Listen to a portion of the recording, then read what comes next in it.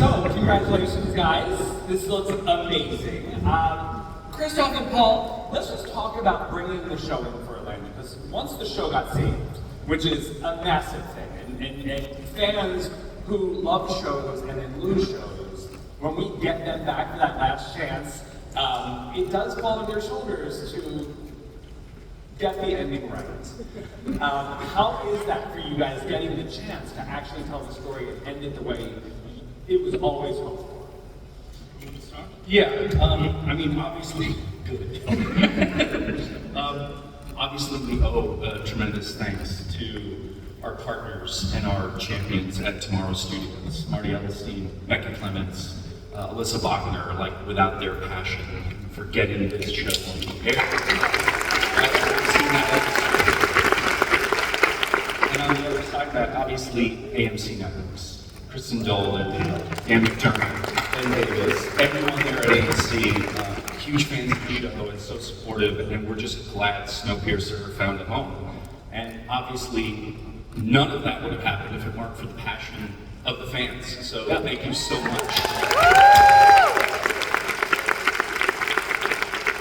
This is so awesome to be here with you guys tonight or this afternoon. It makes me so incredibly happy because I know 1.5 years ago, 2 years ago, we wrapped the show, and we were, after the show went into kind of a dark tunnel and disappeared for a while. We were still editing and doing the last visual effects, and it was still, we didn't know where it will go, but we put everything in we had, and we're fighting which edit is better, did all this stuff, and then suddenly a show which is about survival survives thanks to AMC. So thank you. It is also Christoph's first time at Comic-Con.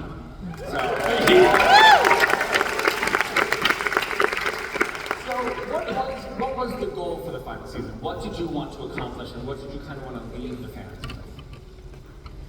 I mean, any season finale is really hard, but the series finales are impossible.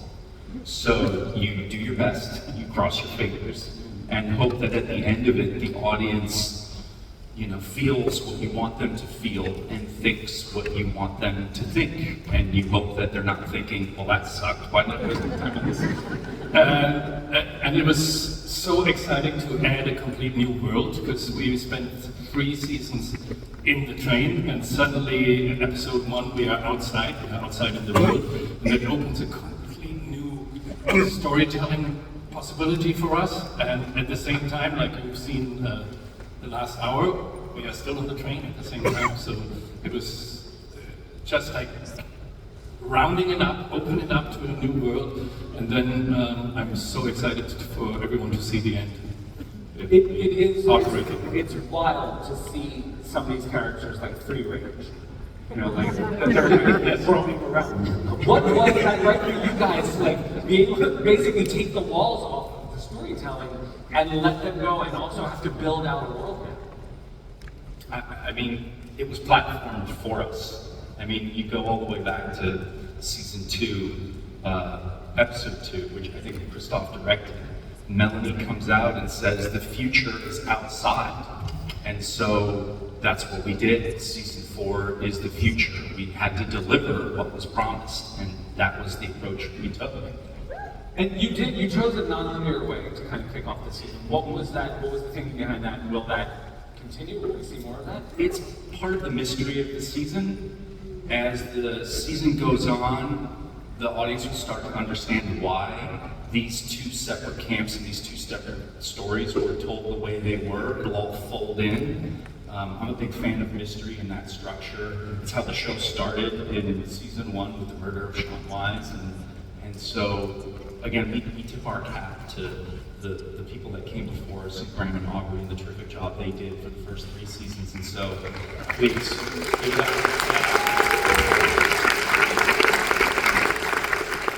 So we wanted to pay homage and also bring a little something different to the table. So in terms of the structure and the timing of it, I think as the season goes on, people will understand why we did it, and hopefully they think it's really cool.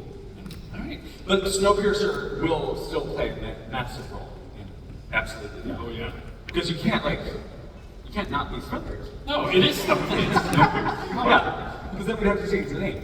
Daveed, before we get into like anything about these first episodes of the story, because there's a lot going on with you, how was it taking Leighton off the train? Because that was his domain. That's what he knew, and that's kind of like where he ruled. Yeah. Then out in the world. Yeah, I mean, first of all, I didn't realize that for 3 years I had only been walking in 2 directions. You know, until we got out there, and then all of a sudden it was like, I could turn left. Like, oh shit, I could just go this way. You know, so it is like a very different experience to make the show.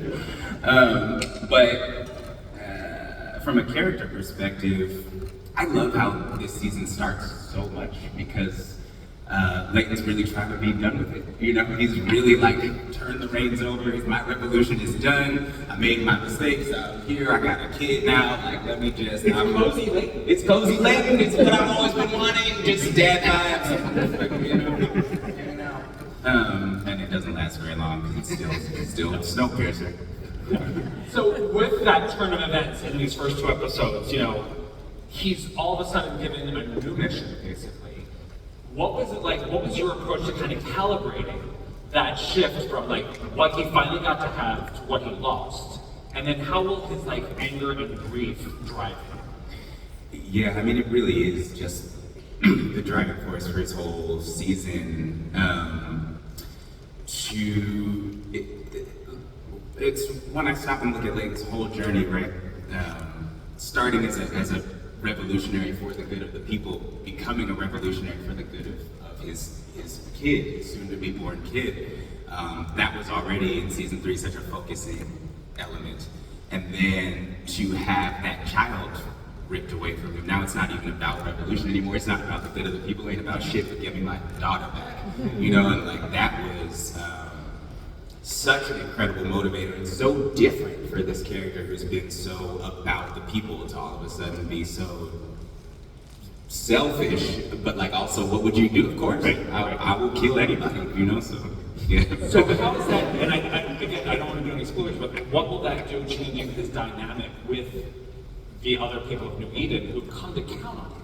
Yeah, I think the writers did such a lovely job complicating all those relationships and yeah, and all of the, you know, friendship and allyship has always been so tenuous on the train anyway, and we finally got to this good place, and so to throw this kind of wrench in, it was just a really smart thing to do and incredibly fun to play because I'm surrounded by the best actors there are, so just like getting to have all these people, you know, really grapple with how their respect for Leighton, like, gets challenged because he's looking out for himself now. It is truly a new world for him. Yeah. Mickey, best till obsessed with this woman. First of all, and also, Christoph mentioned they wrapped the show 2 years ago. And I was like, that's impossible. And then I looked at Mickey, I'm like, oh, her hair grew back. Like, of course it's been 2 years. I take my vitamins. This woman has been through so much. And just in these first 2 episodes, I'm like, the injury itself, I'm like, done. I would just be like, please, just put me out. And then the reversal at the end of flipping and not being able to go out there, and it's just like, she's a sacrificer. This is like, you know, they say, like, look for the helpers. This woman, it's almost like in her DNA. What can you talk about doing, like bringing this character, because she's not just heroic, she's also got levels, she's got humanity. She's not just like, badass woman showing up to fix the world. Like, how is it getting to play those? Because we very rarely see so much depth because of the stuff she's been through. Well, thank you so much for really seeing her and saying all that back to me. It's really lovely to hear. But it's really the writers that we've had. And I think, you know, from season 1 until season 4, you know, Bastille goes from being, you know, not such a lovely person, being really part of the Wilford's machine and being in uniform and being an oppressor, to being able to, she redeems herself and she joins Leighton and joins the fight, and she does find her humanity again.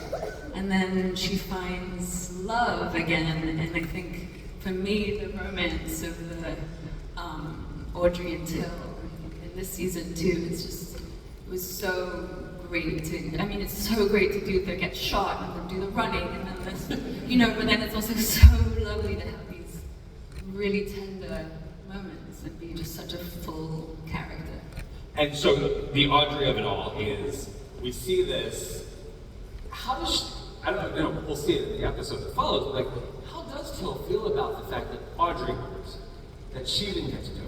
Well, I think what was really lovely, Paul created this tension that maybe Till in the beginning is having sort of maybe slight regrets about staying on the train, and I think that line to Audrey in the when they're freezing to death, did you ever think about maybe coming with me? And there's like a little crack of doubt, and it's so.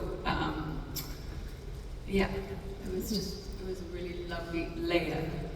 And will they be apart for long?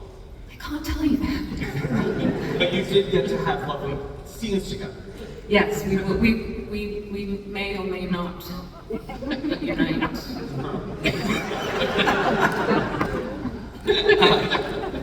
All right, Mike O'Malley.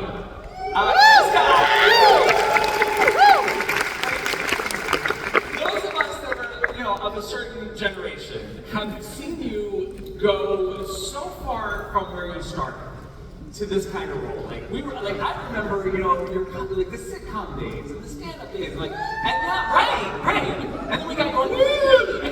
How many Nickelodeon Guns fans out there? How did this come about for you? Desperation.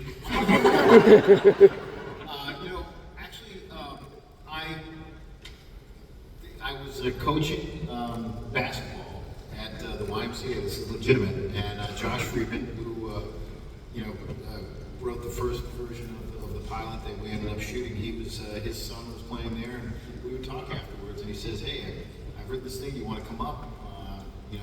Maybe do an episode."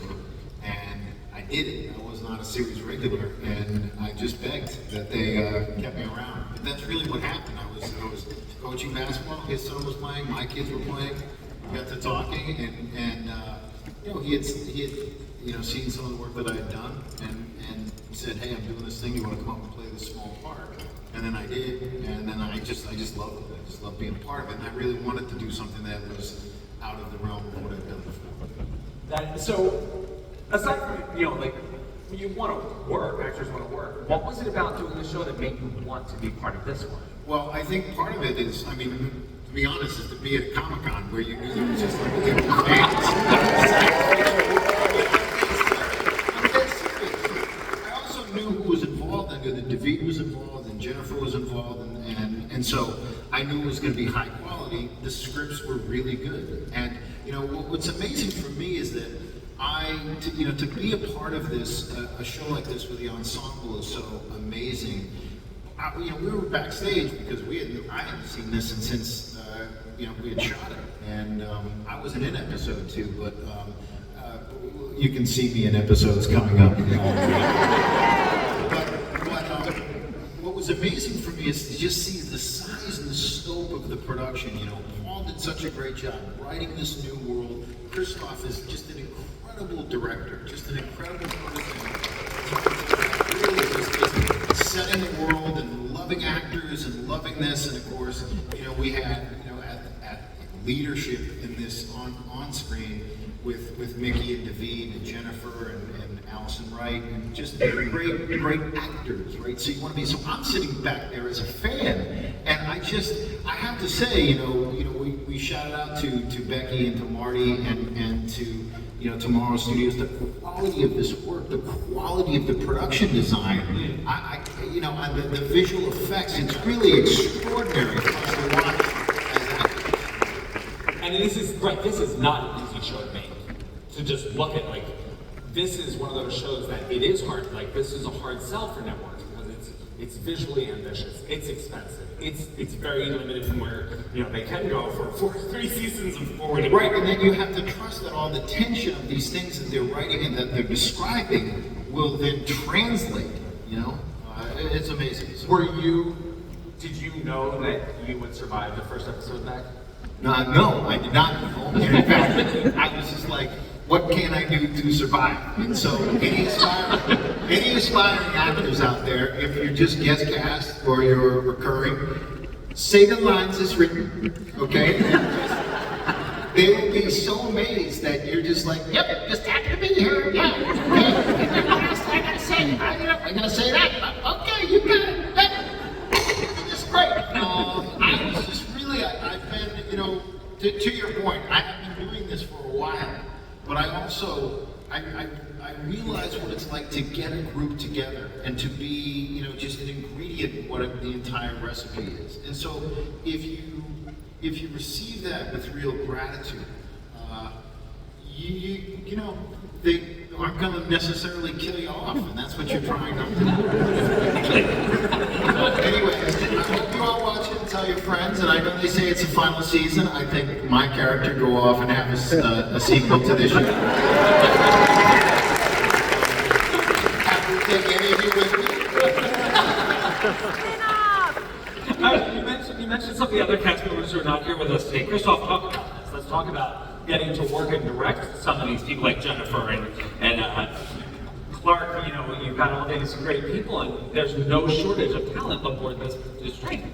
Oh yeah, we have so many. There are so many amazing actors on this show, and that is from Sean Bean to Jennifer to a lot of. For the smaller parts, the actors from Vancouver. Karen Conowall. I love any show that finds Karen Conowall. She's a Dr. Like Dr. Feldman. There's so many. They all got their little storylines, and it is kind of like managing or coaching a big crowd. And my job is just to serve everyone. I'm just standing there, holding my thumbs and holding my hands and pushing and. Trying to have an environment where we all can play together, and I think that's kind of what I'm so glad because I joined Snowpiercer in season 2 that I embraced them and that everyone embraced me, and we could really start flying together. And that is something like these friendships will last forever, and that's something very special and great. Paul, you worked with Clark. On Agents of S.H.I.E.L.D. Mm-hmm. And you're now doing this is very difficult. What was that like getting to kind of mix up the avuncular versus... It was great, yeah. I mean, Clark, like everyone on the cast, I mean, as Christoph said, like the cast is amazing. It's filled with what we call in the sports world, like we have the 5 tool players. Like everyone brings in and can do everything. They can be funny, they can be dramatic, they can cry on cue. Like it's stunning the breadth of talent on this cast. It was one of the main reasons why I really wanted to come aboard. And Clark fit right into that. I knew that he had the chops to pull off everything that this role was going to demand. And it's not everything that it seems. In this, we got to see the second episode, like other things happen later on down the road, and you'll get to see different sides of him. And because we had such an enjoyable experience on Agents of S.H.I.E.L.D., I knew he would fit the role. And he was at the top of my list, and the studio was enthused, and I made the call, and he was like, I'm in. And it was that easy. He's just delightful to work with. Yeah, that's Clark. But if I could just add, thank you for all the accolades about the writing, but I don't do it alone. Obviously, like big writer's room.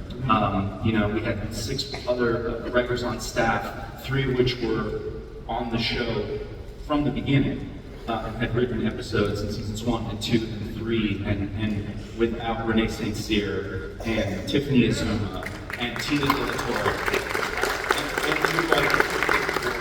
Pete Sobel, Michael Bim, Aiden Bagdaci, and all the great people in the writers' room. Like no one does it alone. The episode you just saw, Renee St. Cyr, like the joy of being a showrunner is you get to sit up here and you get the credit, but like Renee crushed that script. I didn't have to come in and do a whole lot. Like, she's a terrific writer. She's been on the show since day one. And so I just wanted to give them the props that they deserve. So,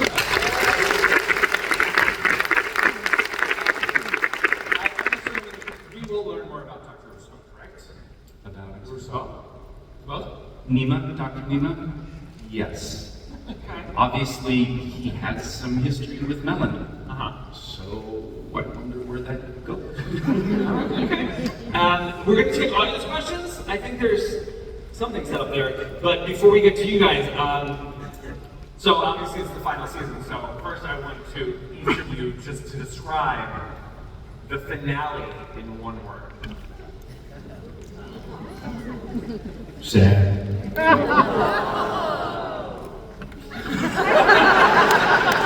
Wait again. It doesn't have to be the final season. I'm saying, everybody, get on your social media. Opportunistic. Anybody else got a word? Oh, there's definitely. I don't remember. It's 2 years ago. There's a lot of love. I think that is kind of one of the. We live in such a terrible, ice-cold world here, and I think we have to somehow find some love somewhere. Love. Here, here. Christoph, get one word. Hopeful. All right. Here we go. Go ahead.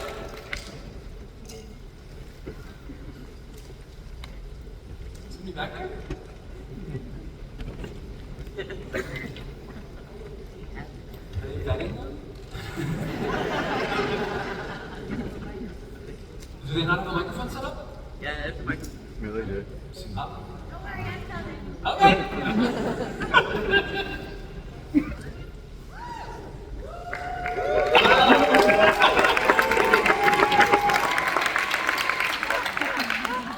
Just want to say, Daveed, I picked out this cosplay before I knew you were coming.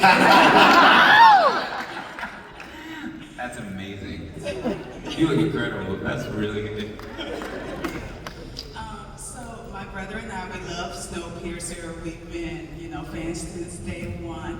And so we always talk about the decisions that the characters choose and how we would do something different or how we would deal with things. So I was wondering, what moments have your characters went through that you probably disagreed with personally, or you would have done something different? I mean, I wouldn't have done none of this stuff. Not leading no revolution.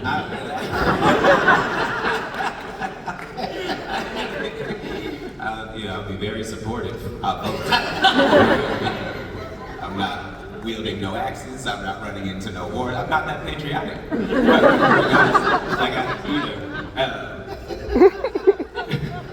There are a lot of there are a lot of different decisions for Layton that I think I was making. All right. Anyone else? Go ahead. Next.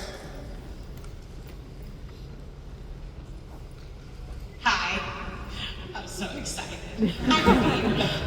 My question is, before you started the show, when you first got cast, did you watch the movie and know a little bit about it, or did you get cast and just run with it and excited to start the project? Also, I love you, and I'm really excited to just be in the same room as you.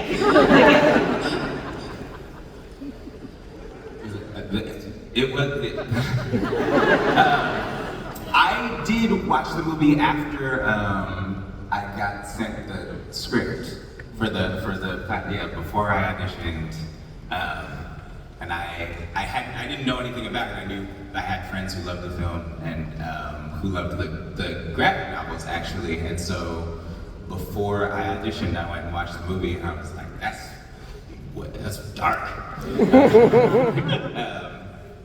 But I had no idea where the story was going to go in the TV version. So yeah, it was cool to watch, and I became an immediate fan. But yeah, I wasn't a fan of it before it was on my radar to potentially be in.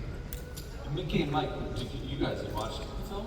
I was a big Bong Joon-ho fan when I auditioned. I loved the host, Snowpiercer, and then when this, I think when I auditioned though, it didn't have a name. It was very secretive. I had no idea it was on a train. I literally didn't know, they didn't tell me.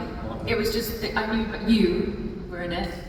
And I remember we were talking about this the other day, she came in for her chemistry read with me or whatever. It was the first time we really met. And I remember she walked out and it was Josh, right? Josh, and they turned to me and were like, well, what do you think? And I was like, are you kidding? Are you seeing other people to cast her? She's amazing. And I walked out and I was like, Daveed Diggs.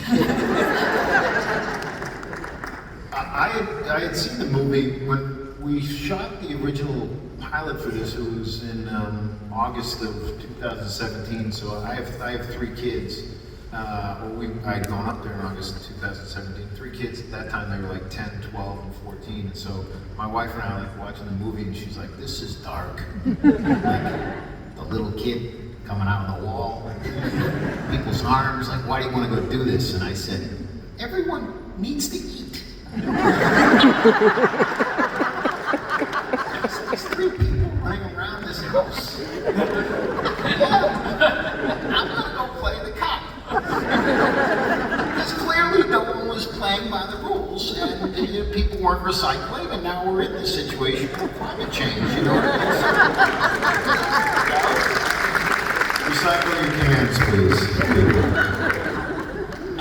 Well, I just realized it is because we only had the screening, so that was our last question, because I gotta wrap these guys. In fact, there's a red button blinking up here. I did not know what this is new. So I want to thank you guys and congratulate you all on a wonderful ride, a wonderful run, and congratulations on bringing it all in.